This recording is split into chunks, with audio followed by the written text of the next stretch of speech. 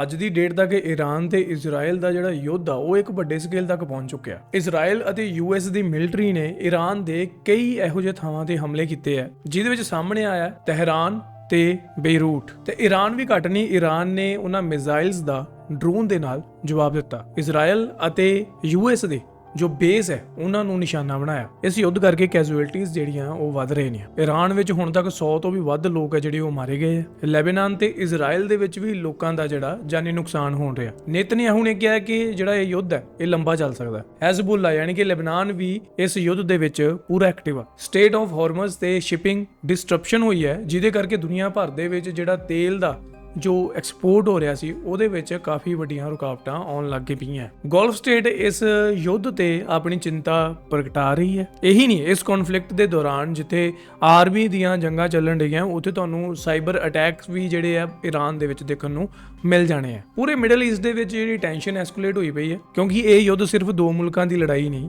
ਇਹ ਇੱਕ ਬਹੁਤ ਵਾਈਡਰ ਰੂਪ ਹੈ ਜਿਹੜਾ ਉਹ ਲੈ ਚੁੱਕੀ ਹੈ। ਮਨਸੂਰ ਅਲੀ ਖਾਨ ਜੋ ਪਾਕਿਸਤਾਨ ਦੇ ਇੱਕ ਜਰਨਲਿਸਟ ਹੈ, ਉਹਨਾਂ ਦੇ ਜ਼ਰੀਏ ਅੱਜ ਦੀ ਇੱਕ ਵੀਡੀਓ ਦੇਖਾਂਗੇ ਜਿਹਦੇ ਵਿੱਚ ਆਪਾਂ ਨੂੰ ਪਤਾ ਲੱਗੂਗਾ ਕਿ ਜੋ ਇਰਾਨੀਅਨ ਮਿਜ਼ਾਈਲਸ ਹੈ ਉਹਨਾਂ ਨੇ ਇਜ਼ਰਾਈਲ ਪੀਐਮ ਦੇ ਘਰ ਤੱਕ ਵੀ ਪਕੜ ਕਰ ਲਈ ਹੈ। ਯਾਨੀ ਕਿ ਉੱਥੇ ਜਾ ਕੇ ਇਹਨਾਂ ਨੇ ਮਿਜ਼ਾਈਲਸ ਨੇ ਅਟੈਕ ਕੀਤਾ।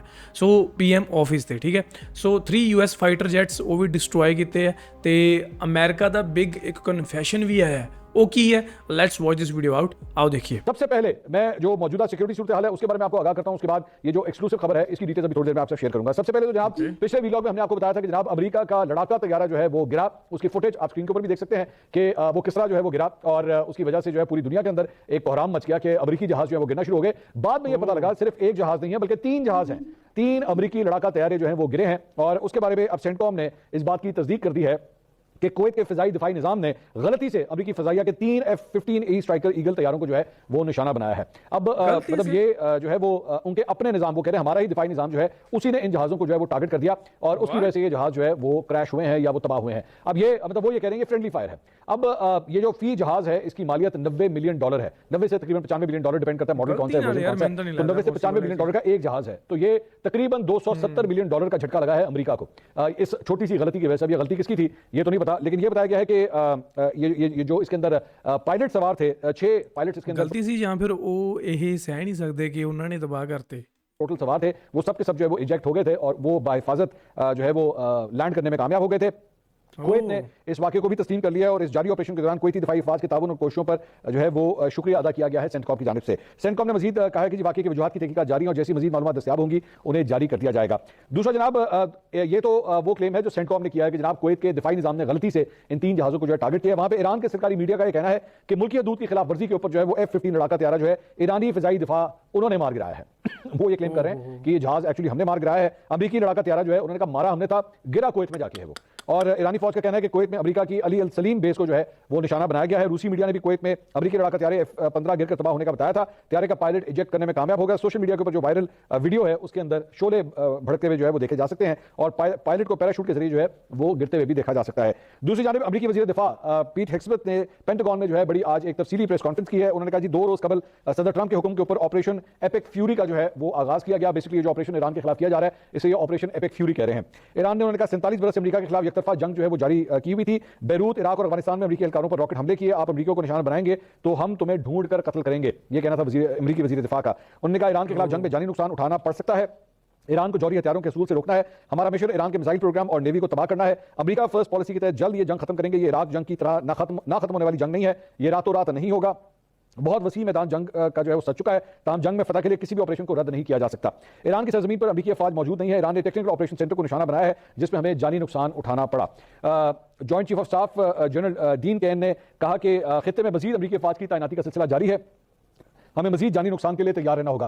तो अमेरिकी जो जनरल चीफ ऑफ स्टाफ है वो खुद भी ये कह रहा है कि जनाब हमारे अभी और मजीद फौजी मारे जाएंगे। इसके लिए जो है वो अमेरिकियों को वो ऑलरेडी तैयार कर रहा है कि ये मत समझेगा कि ये इस जंग में जो है वो हमारी जानें बहुत कम जाएंगी, हमारी जानें जाएंगी इसके अंदर।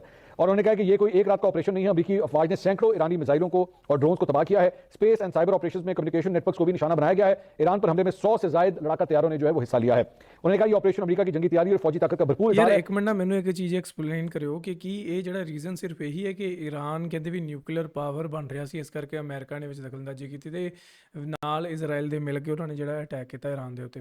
ਇੱਕ ਇਹ ਗੱਲ ਦੱਸੋ ਮੈਨੂੰ ਕਿ ਬਸ ਆਹੀ ਰੀਜ਼ਨ ਹੈ ਜਾਂ ਕੋਈ ਹੋਰ ਵੀ ਰੀਜ਼ਨ ਵੀ ਹੈ, ਜਾਂ ਪੁਰਾਣੀ ਦੁਸ਼ਮਣੀ ਵੀ ਇਹਨਾਂ ਦੀ ਕੋਈ ਚੱਲਣ ਡਈ ਹੈ? ਐਂਡ ਜੋ ਖਾਮੇਨੀ ਦੀ ਜੋ ਡੈਥ ਹੋਈ ਹੈ ਉਹਦੇ ਤੇ ਕਈ ਸਾਰੇ ਈਰਾਨ ਦੇ ਜਿਹੜੇ ਲੋਕ ਆ ਉਹ ਜਸ਼ਨ ਵੀ ਮਨਾ ਰਹੇ ਆ, ਦੇਖੇ ਮੈਂ ਉਹ ਵੀਡੀਓਜ਼ ਵੀ ਦੇਖੀਆਂ, ਕਿਉਂਕਿ ਉਹਦੇ ਵਿੱਚ ਕਿਹਾ ਜਾਂਦਾ ਕਿ ਇੱਕ ਡਿਕਟੇਟਰ ਸੀਗਾ ਬਹੁਤ ਜ਼ਬਰਦਸਤ ਵਾਲਾ। ਤੇ ਹਾਲਾਂਕਿ ਬਹੁਤ ਸਾਰੇ ਲੋਕ ਸਪੋਰਟ ਵਿੱਚ ਵੀ ਹੈ, ਸਾਡੇ ਇੱਧਰ ਲਖਨਊ, ਕਸ਼ਮੀਰ, ਹੋਰ ਕਈ ਥਾਵਾਂ 'ਤੇ ਜਿਹੜੇ ਮੁਸਲਮਾਨ ਭਾਈਚਾਰੇ ਦੇ ਲੋਕ ਆ ਉਹ ਪ੍ਰੋਟੈਸਟ ਕਰ ਰਹੇ ਆ, ਕਿਉਂਕਿ ਬਈ ਫਿਰ ਇੰਸਟਾ ਦੇ ਰੀਲਾਂ ਵਾਇਰਲ ਹੁੰਦੀਆਂ ਵੀ ਲੀਡਰ ਵਿੱਚ ਕੁਝ ਤਾਂ ਖਾਸ ਗੱਲ ਸੀ। ਠੀਕ ਹੈ, ਦੂਜੇ ਪਾਸੇ ਦੇਖਦੇ ਆ ਕਿ ਉਹ ਇੱਕ ਇਹੋ ਜਿਹਾ ਲੀਡਰ ਸੀਗਾ ਜਿਹੜਾ ਧੱਕੇਸ਼ਾਹੀ ਕਰ ਰਿਹਾ ਸੀਗਾ ਲੋਕਾਂ ਦੇ ਨਾਲ, ਕਿ ਕਿਹਾ ਜਾ ਰਿਹਾ ਕਿ ਜੋ ਕੁੜੀਆਂ ਦੇ ਲਈ ਜਿਹੜਾ ਬੁਰਕਾ ਪਾਉਣਾ ਲਾਜ਼ਮੀ ਸੀਗਾ, ਮੇਕਅਪ ਵਗੈਰਾ ਬੈਨ ਸੀਗਾ, ਕੁੜੀਆਂ ਦੇ ਕਿ ਐਜੂਕੇਸ਼ਨ ਬਹੁਤ ਘੱਟ ਸੀਗੀ। ਠੀਕ ਹੈ, ਅਤੇ ਜੇ ਤਲਾਕ ਦੇਣ ਦਾ ਹੱਕ ਹੈ ਨਹੀਂ ਸੀਗਾ ਕੁੜੀਆਂ ਨੂੰ, ਵੀ ਸਿਰਫ ਬੰਦੇ ਹੀ ਜਿਹੜੇ ਤਲਾਕ ਦੇ ਸਕਦੇ, ਜੇ ਇਨ ਕੇਸ ਜੇ ਤਲਾਕ ਹੋ ਵੀ ਗਿਆ ਤਾਂ ਜਿਹੜੀ ਕਸਟਡੀ ਆਫ ਚਿਲਡਰਨ ਆ ਉਹ ਰਹੇਗੀ, ਬੱਚੇ ਰਹਿਣਗੇ ਯਾਨੀ ਕਿ ਸਿਰਫ ਪਿਓ ਦੇ ਕੋਲ। ਮਤਲਬ ਇੱਦਾਂ ਦੀਆਂ ਕਾਫੀ ਜੋ ਮਰਦਾਂ ਦੇ ਹੱਕ ਦੇ ਵਿੱਚ ਅਤੇ ਔਰਤਾਂ ਦੇ ਖਿਲਾਫ ਜਿਹੜੇ ਕਾਨੂੰਨ ਸੀ ਉਹ ਮੈਂ ਦੇਖਿਆ ਕਿ ਉਹਦੇ ਵਿੱਚ ਇਹ ਲਿਖਿਆ ਸੀ। ਹੁਣ ਮੈਂ ਉਹਦੀ ਪੁਸ਼ਟੀ ਨਹੀਂ ਕਰਦਾ ਕਿ ਉਹ ਗੱਲ ਕਿੰਨੀ ਕੁ ਸੱਚੀ ਹੈ, ਕਿੰਨੀ ਕੁ ਝੂਠੀ ਹੈ, ਤੁਸੀਂ ਮੈਨੂੰ ਉਹ ਕਮੈਂਟ ਕਰਕੇ ਦੱਸਣਾ ਕਿ ਵਾਕਈ ਉੱਥੇ ਜਿਹੜੇ ਈਰਾਨ ਦੇ ਵਿੱਚ ਇੱਦਾਂ ਦੇ ਰੂਲ ਜਿਹੜੇ ਲਾਗੂ ਕੀਤੇ ਗਏ ਸੀ ਸੁਪਰੀਮ ਲੀਡਰ ਦੇ ਦੁਆਰਾ। Do let me in the comment section below. ठीक है, आगे देखते हैं। जो हमने इस हदफ के लिए महीनों और सालों तैयारी की थी, ईरान के ऑपरेशन का कोई टाइम फ्रेम नहीं दे सकते। ईरान के पास 2 दूरमार मिसाइलों की सलाहियत मौजूद है। काउंटर ड्रोन फाइट में हम साबित कदम रहेंगे। वो तैयारे दुश्मन की फायरिंग से तबाह नहीं हुए। कुवैत में तैयारों की तबाही की तहकीकात कर रहे हैं। जंग में होने वाले नुकसान का तखमीना लगाने में मजीद अभी वक्त लगेगा। तो ये खुद भी वो एडमिट कर रहे हैं कि जी कुवैत के अंदर जो है हमारे तैयारे गिरे। तब तक ये वाकया हो चुका था, जिसके बाद एक्चुअली पेंटागन के अंदर जो है ये प्रेस कॉन्फ्रेंस मुनक्किद की गई। दूसरी जानिब मशरक़ वस्ता एक बार फिर जनाब जंगी कशीदगी की लपेट में है और लबनान की तंजीम हिजबुल्लाह भी जो है वो अब इस जंग में कूद पड़ी है। इसकी चंद डिटेल्स हमने आपको पिछले वीडियो में बताई थी। और उन्होंने एक इजरायली फौजी अड्डे को भी अब रॉकेटों से निशाना बनाया, जबकि ईरान के सुप्रीम लीडर आयतुल्लाह खमनाई की अहलिया जख्मों की ताब ना लाते हुए अब इंतकाल कर गई हैं।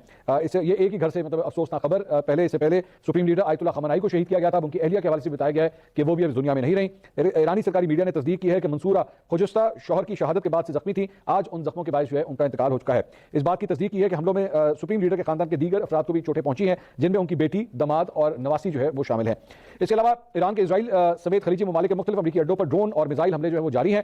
दूसरी तरफ तेहरान में मुसलसल तीसरे रोज भी धमाकों की आवाजें सुनी गई, जबकि अमरीका ने दावा किया है कि उसने ईरान में 1000 से ज्यादा अहदाफ को निशाना बनाया है, जिसमें पासदारान इनकलाब का हेडक्वार्टर्स भी जो है वो शामिल है। उधर इजराइल और अमरीका ने बगदाद के जुनूब में कताइब हिजबुल्लाह के ठिकानों के ऊपर जो है वो हमला किया है। अल अरेबिया के मुताबिक इजराइल और अमरीका ने इराकी दारकूमत बगदाद के जुनूब में जरफुल सखर के इलाके में ईरान नवाज नीम फौजी ग्रुप कताइब हिजबुल्लाह के ठिकानों को निशाना बनाया है और हमले के नतीजे में गाड़ियों, दफातर और गोदामों को शदीद नुकसान पहुंचा और आग लग गई। इसके अलावा ईरान के इस्लामिक पासदार इनकलाब गार्ड्स ने इजरायली वज़ीर-ए-आज़म बेंजामिन नेतन्याहू के दफ्तर के ऊपर जो है वो मिसाइल हमला करने का दावा किया है। और इसमें नेतन्याहू के दफ्तर और इजरायली फिजाइया के कमांडर टोमर बार की क़यामगाह को भी जो है वो निशाना बनाया गया। ये बहुत बड़ी खबर है कि बेंजामिन नेतन्याहू के दफ्तर तक अगर ईरानी फोर्सेज जो है वो स्ट्राइक करने के अंदर कामयाब हो गई हैं तो ये बहुत बड़ी खबर है। लेकिन ऑब्वियसली अभी तक इजरायली मीडिया जो है वो इसकी तस्दीक नहीं कर रहा। ये अभी तक क्लेम किया जा रहा है ईरान के इस्लामिक पासदारान इनकलाब की जानिब से कि उन्होंने बेंजामिन नेतन्याहू के दफ्तर के ऊपर जो है वो हमला किया है। IRGC ने अपने सरकारी खबरसार इदारे सपा न्यूज़ के ऊपर बयान में कहा है कि ये सरप्राइज हमले मुकामी तौर पर तैयार करदा खैबर शिकन बैलिस्टिक मिसाइलों के जरिए जो है वो किए गए हैं। नेतन्याहू की किस्मत नामालूम और इस हवाले से मजीद तफसीलात जो है उन्होंने कहा बाद में फराहम की जाएंगी। वाज़ेह है कि खैबर शिकन मिसाइल की रुनमाई और आजमाइशी लॉन्च मई 2023 में की गई थी। उसकी मार की सलाहियत 2000 किलोमीटर है और ये 1500 किलोग्राम वजनी वॉरहेड ले जाने की जो है वो सलाहियत रखता है। जाहिर बात है क्योंकि वहाँ पे ईरान के अंदर आयतुल्लाह खमनाई जो है उनकी शहादत हुई है, तो अब इनकी कोशिश है कि जो इजरायली वज़ीर-ए-आज़म है उसी को जो है वो अब टारगेट किया जाए, उससे कम के ऊपर जो है वो बात नहीं बनेगी। इसके अलावा मुशाहिद हुसैन सैयद साहब सीनियर तज्ज़ियाकार वो और बैन अल-अक़वामी अमूर के माहिर वो मेरे साथ आज रात को प्रोग्राम में शामिल थे। उन्होंने ये कहा है कि जी डोनाल्ड ट्रंप से बहुत बड़ी गलती हुई है। ईरान का ये जो एक वॉर फ्रंट उसने खोल दिया है। उन्होंने कहा कि अमेरिका ये नहीं अज्यूम कर रहा था कि ईरान की जानिब से जो है वो इतनी स्टेबिलिटी वहाँ से आएगी या वो इतने सख्त जान होंगे। उनके मुताबिक अमेरिका ने शायद ये अज्यूम किया हुआ था कि 48 से 72 घंटे के अंदर ही जो है जैसे ही आयतुल्लाह खमनाई को हिट किया जाएगा उसके बाद ईरान जो है वो कोलैप्स कर जाएगा या उनकी रिजीम जो है वो कोलैप्स कर जाएगी। लेकिन पूरा सिस्टम जो है वो वैसे का वैसे वहीं पे मौजूद है। आयतुल्लाह खमनाई की जगह जो है वो अब नए जो है वो सरबराह को ऑलरेडी मुंतखब किया जा चुका है और इसी तरह जो ईरान के आर्मी चीफ थे उनको भी अब रिप्लेस किया जा चुका है। तो ये शायद स्क्रिप्ट के अंदर जो है वो अमेरिका को नहीं पता था कि ईरान की जानिब से जो है इतनी साबित कदमी के साथ जो है इस पूरे सिस्टम को विथस्टैंड किया जाएगा, उनके ऊपर जितने मर्जी हमले किए जाएं। तो ये डोनाल्ड ट्रंप की जानिब से जो है एक बहुत बड़ी गलती हुई है। साथ ही साथ मैंने उनसे ये भी सवाल किया कि अंडरएस्टिमेट कर गए यानी कि ईरान ਦੀ ਪਾਵਰ ਨੂੰ, ਪਰ ਅੱਜਕੱਲ ਹਰ ਦੇਸ਼ ਦੁਨੀਆ ਦੇ ਵਿੱਚ ਜੀਓਪੋਲਿਟੀਕਲ ਤੌਰ ਤੇ ਆਪਣੀ ਪਾਵਰ ਨੂੰ ਜਿਹੜਾ ਬਣਾਈ ਰੱਖਣਾ ਚਾਹੁੰਦਾ ਤੇ ਬਣਾਈ ਰੱਖ ਵੀ ਚੁੱਕਿਆ ਹਰ ਇੱਕ ਦੇਸ਼, ਕਿਸੇ ਨੂੰ ਵੀ ਤੁਸੀਂ ਅੰਡਰ ਐਸਟੀमेट नहीं कर सकते। ऑफ पीस डोनाल्ड ट्रंप की जानिब से बनाया गया था, उसका मुस्तकबिल आप क्या देखते हैं? तो उन्होंने कहा कि मुझे लगता है कि वो अपनी कब्र में खुद ही उतर चुका है, ये प्रोजेक्ट जो है वो तकरीबन वैसे ही खत्म हो चुका है, मुझे इसकी अफादियत जो है अब फिलहाल नजर नहीं आती है। तो खैर वक्त बताएगा कि आगे चल के सिचुएशन जो है क्या बनती है। दूसरी जानिब अल जजीरा ने जनाब एक तस्वीर जारी की है जिसमें ईरान के पास जो मिसाइल्स मौजूद हैं उसकी डिटेल्स उन्होंने शेयर की हैं। इसको जरा गौर से सुनिएगा।